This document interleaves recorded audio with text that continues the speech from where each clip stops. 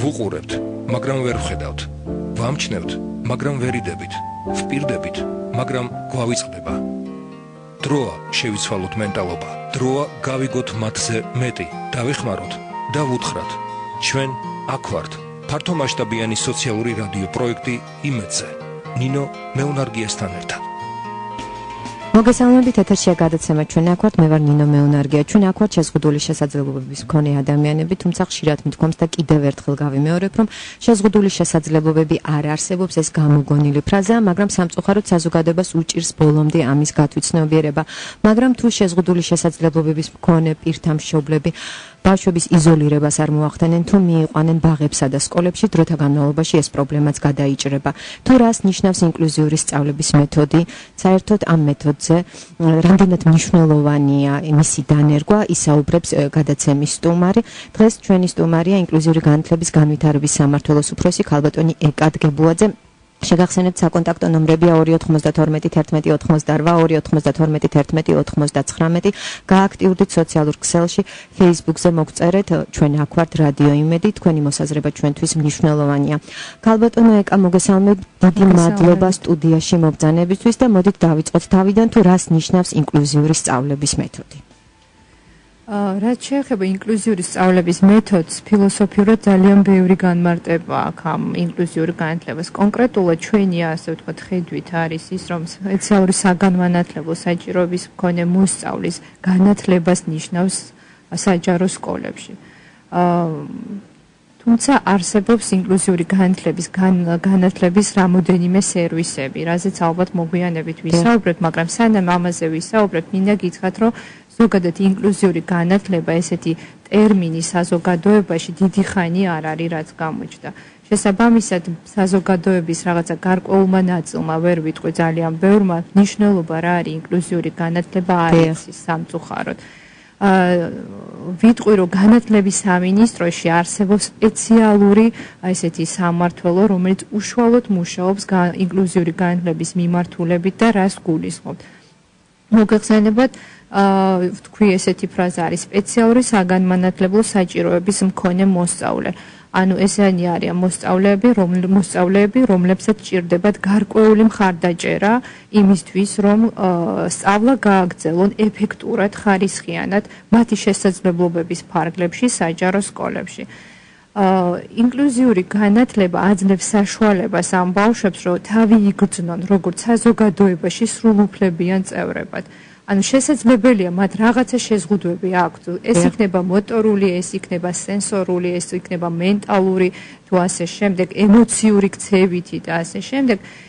იმისთვის, რომ ჩვენ ამ ბავშვებს დავეხმაროთ და სრულფასოვნად იგრძნონ თავი, როგორც საგაკვეთილო სივრცეში, ისევე თვითონ სკოლაში, ამისთვის ვთავაზობთ ისეთ სერვისს, როგორიც არის ინკლუზიური განათლება. როდის დაინერგა ეს მეთოდი საქართველოს და რამდენ სკოლაშია დანერგილი საქართველოს მასშტაბით? კი ბატონო, ინკლუზიური განათლება დიდი ხანი არ არის აღნიშნე. 2004 წლიდან სამწუხაროდ ეს არის 21 საუკუნეში საქართველოს სინამდვილეში დავიწყეთ ფიქრი ინკლუზიურ განათლებაზე, როდესაც სხვა ქვეყნებში და განვითარებულ ქვეყნებში უკვე თითქმის საუკუნე არსებობს და უკვე ის მნიშვნელოვანი პრობლემები, რაც დღესდღეობით ჩვენთან საზოგადოებაში არსებობს, უკვე დაძლეულია და რაღაცა უფრო მაღალი პროფესიონალურ ხარისხზეა საუბარი. მაგრამ არაუშავს. კარგია რომ დავიწყეთ. ეს მოხდა 2004 წელს, ამაზე ფიქრი დავიწყეთ და ეს არის ნორვეგია, ის ქვეყანა, რომელმაც პირველად დახმარების ხელი გამოგვიწოდა, ასე ვთქვათ, და პირველი ნაბიჯები, საერთოდ რა არის ინკლუზიური განათლება, ასე ვთქვათ, გაგვანათლა, მოგცა ცოდნა, დაგვიფინანსა ის პირველი პროექტი, დავიწყებ იმ პირველი პროექტით, ეს არის თბილისის 10 საჯარო სკოლაში ინკლუზიური განათლების დანერგვა და შერჩეული იქნა თბილისში 10 სკოლა, სადაც დავიწყეთ, ვთქვათ, როგორც მეთოდოლოგიურად ამ სკოლის განვითარება, ისე ვთქვათ, მისი გარემოს ადაპტაციაზე რას გულისხმობთ? იმისათვის, რომ ინკლუზიური განათლება განვახორციელოთ ეფექტურად, ჩვენ მას გარემოც უნდა შევუქმნათ. გარემოში გულისხმობ იმას, რომ ეთნიკ მოსარგებლე ადამიანი, როდესაც სკოლაში მიდის და კლასში უნდა შევიდეს, მას უნდა ქონდეს ხელსაყრელი გარემო. ხელსაყრელ გარემოში გულისხმობ ეს არის პანდუსი, რომელიც ყველა სკოლას მე ვთვლი რომ მე არა, ყველა ალბათ ესე თვლის რომ უნდა კონდეს.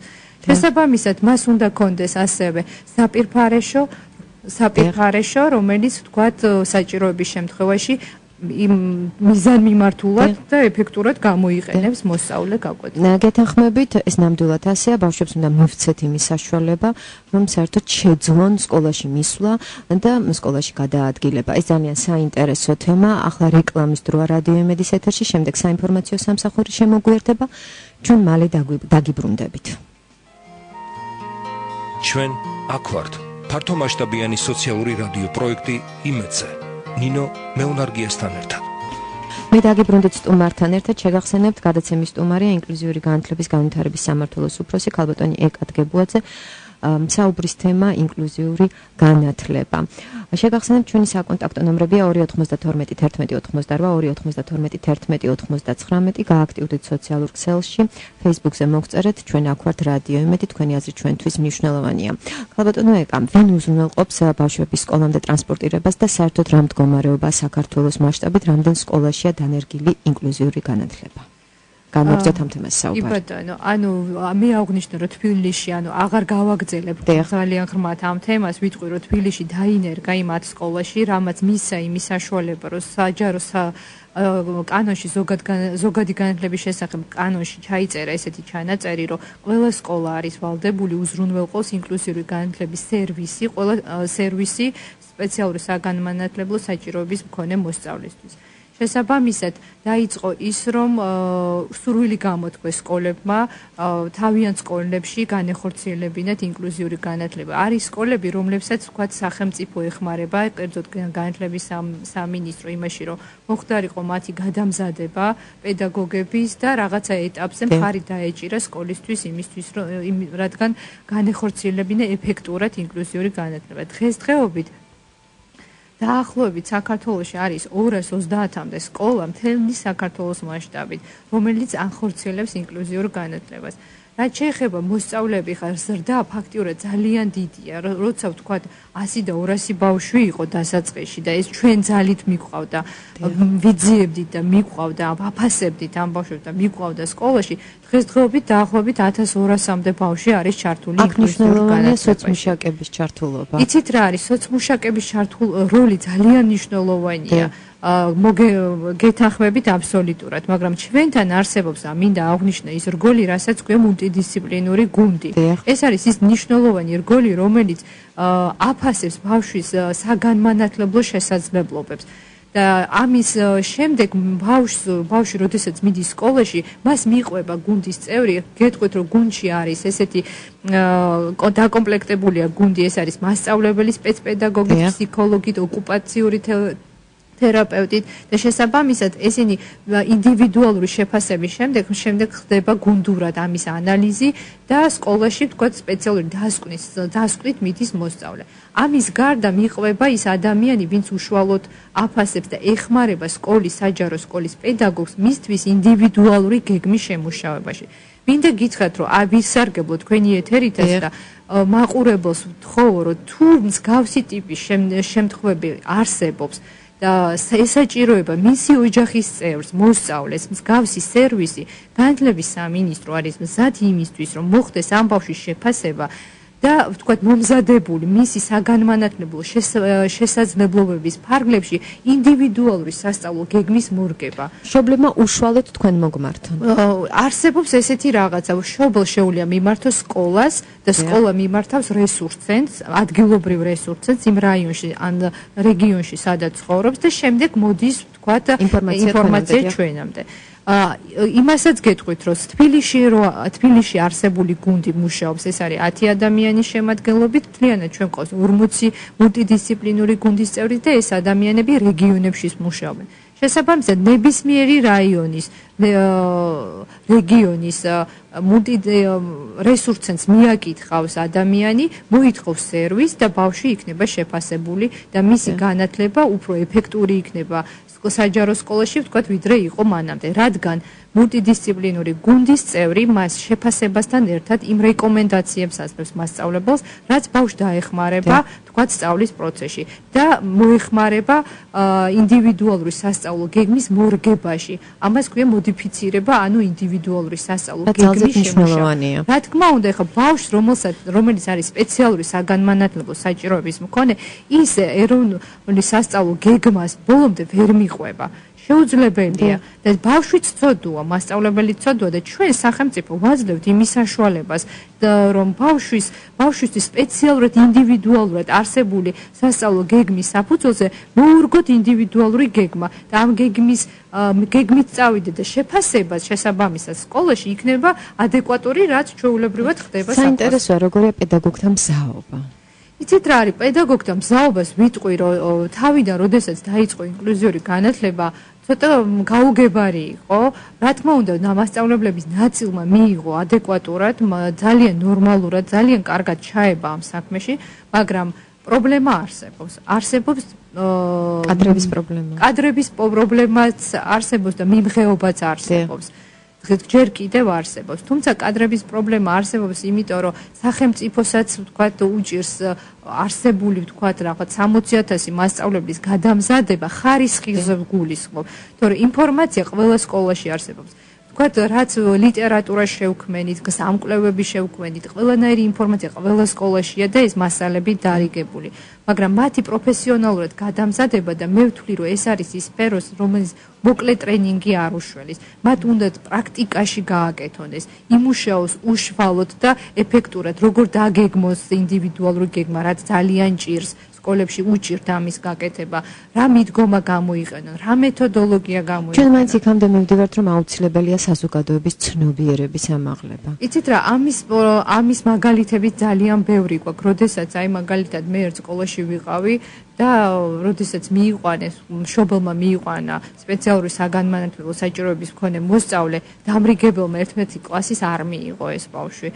თუმცა მას ამის უფლება არ ჰქონდა, მაგრამ ადმინისტრაციამ ისინი დართონება, რომ სხვა კლასში ჩაერიცხა და მე მოხდა ისეთი რაღაცა, იმდენად შეიყვარეს ამ ბავშვებმა, იმდენად მოერგო ეს ბავშვი გარემოს, რომ მართლაც ვთქვათ სანანებელი გაუხდა, ეს მე პირადად ვიცი ადმინისტრაციიდან. ანუ მსგავსი მაგალითები არსებობს და შესაბამისად ცნობიერება, რა თქმა უნდა, და მსგავსი გადაცემები და ეთერები არის ძალიან მნიშვნელოვანი. მედია საუკეთესო საშუალება. მედია არის საუკეთესო საშუალება, იმიტომ რომ საზოგადოებას არ აქვს ხარისხიანი და სწორი ინფორმაცია ამასთან დაკავშირებით.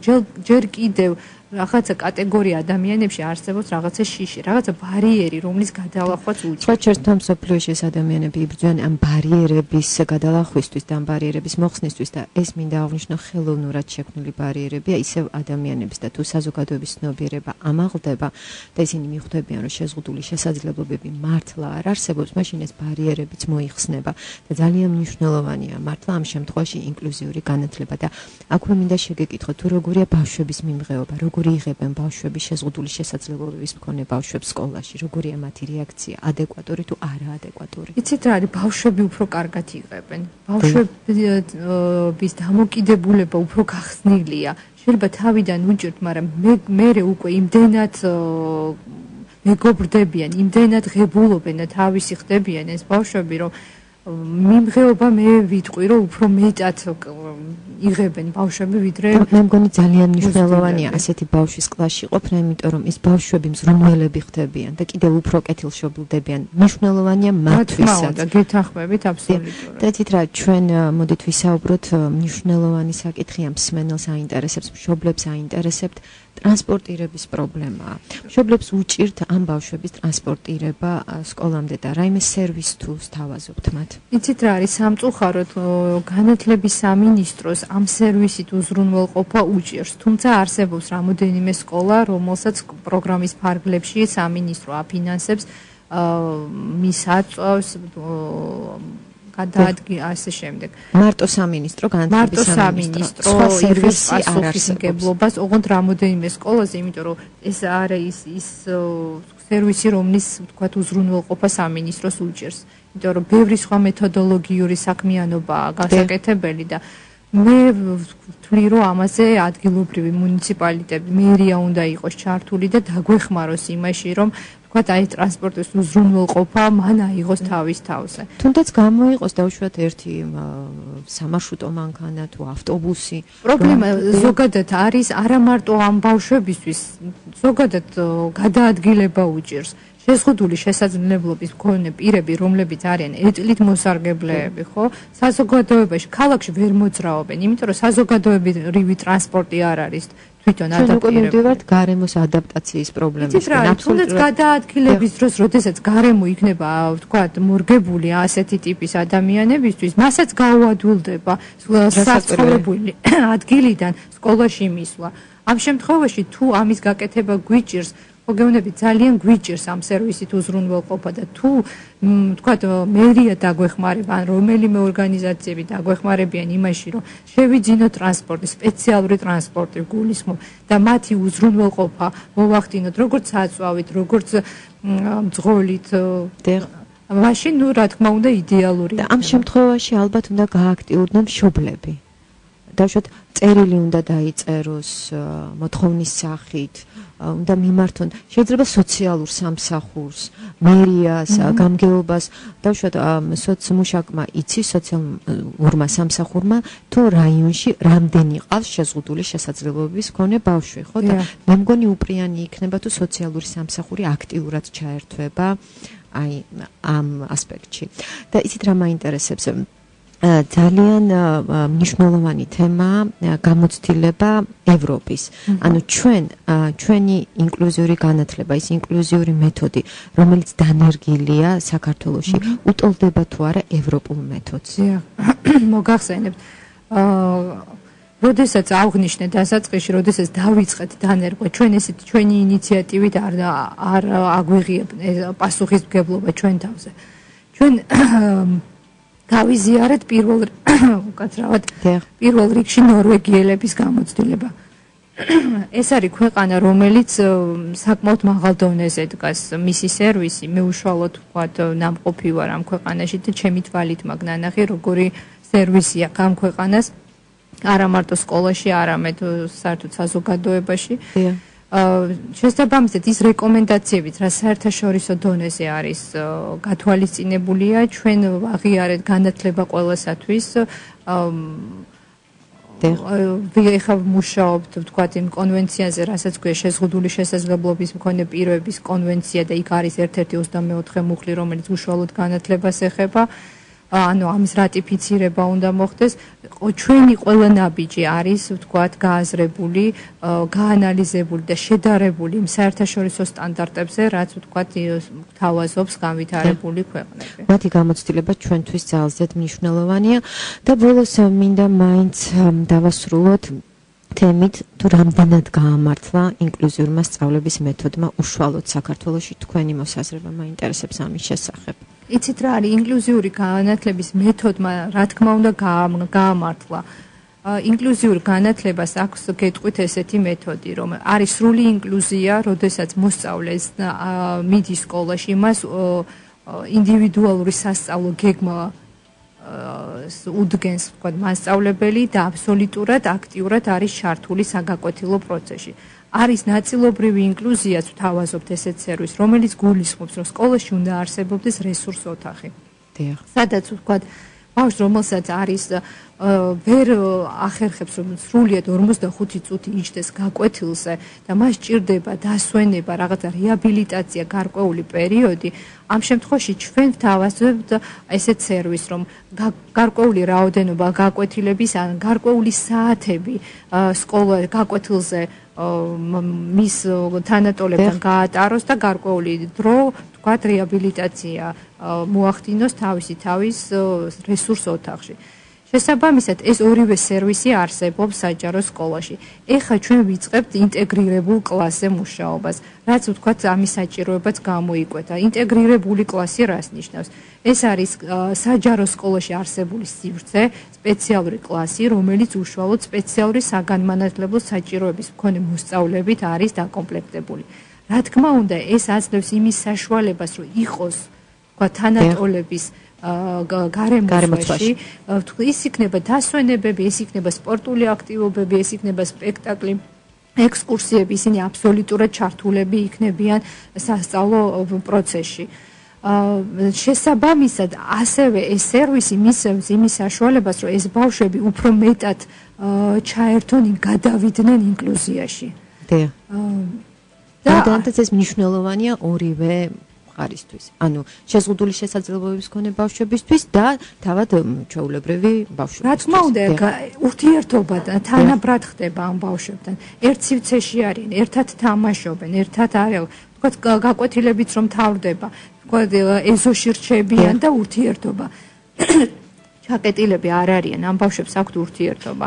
და ასევე არის საჯარო სკოლები, არის გამოყოფილი სენსორული დარღვევის მქონე ბავშვებისთვის. ანუ ეს სკოლებიც ასევე საჯარო სკოლები არის, მინდა აღვნიშნო და არის სენსორული დარღვევის, ეს არის სმენა ყრუებისთვის და სმენა დაქვეითებულებისთვის და არის უსინათლოებისთვის და ხედველობა დაქვეითებული ბავშვებისთვის. ანუ რაღაცა ტიპის სერვისებს ჩვენ სამინისტრო ვთავაზობთ საზოგადოებას. შესაბამისად, ჩვენი თხოვნაა, რომ გამოიყენონ ეს სერვისი და რა თქმა უნდა, იდეალური სერვისი არ არის, ახალი დაწყებულია და ვცდილობთ ეტაპობრივად ნელ-ნელა ეს სერვისები დაიხვეწოს, ხარისხი გაიზარდოს, მოთხოვნილებაც შესაბამისად აღვნიშნავ, რომ იზრდება. და რა ვიცი, ჩემი თხოვნაა, რომ საზოგადოება უფრო აქტიურად ჩაებას, მისი შვილები გამოიყვანონ და ასე ვთქვათ, ჩვენი მზაობა იმისი, რომ ხარი დაუჭიროს არსებობს. რაც თავარია, ეს ყველაფერი დაიწყო, მე გისურვებთ წარმატებებს და იმედი მაქვს, რომ ყველაფერი კარგად იქნება, რაც თავარია, ჩვენ აქ ვართ და საზოგადოებამ უკვე გაიგო, ჩვენ უკვე ამაზე ხმამაღლა დავიწყეთ საუბარი, შეგახსენებთ ჩემი სტუმარი იყო ინკლუზიური განათლების განვითარების სამმართველოს უფროსი ქალბატონი ეკადგებუაძე. საუბრის თემა იყო ინკლუზიური განათლების მეთოდი. გისურვებთ წარმატებებს. მე ერთი კვირით გემშვიდობებით, დროებით. ვუყურებთ, მაგრამ ვერ ვხედავთ. ვამჩნევთ, მაგრამ ვერ იდებით. ვპირდებით, მაგრამ გვავიწყდება. დროა შევიცვალოთ მენტალობა. დროა გავიგოთ მათზე მეტი. დავეხმაროთ და ვუთხრათ. ჩვენ აქ ვართ. ფართომასშტაბიანი სოციალური რადიო პროექტი იმედზე. ნინო მეუნარგიასთან ერთად.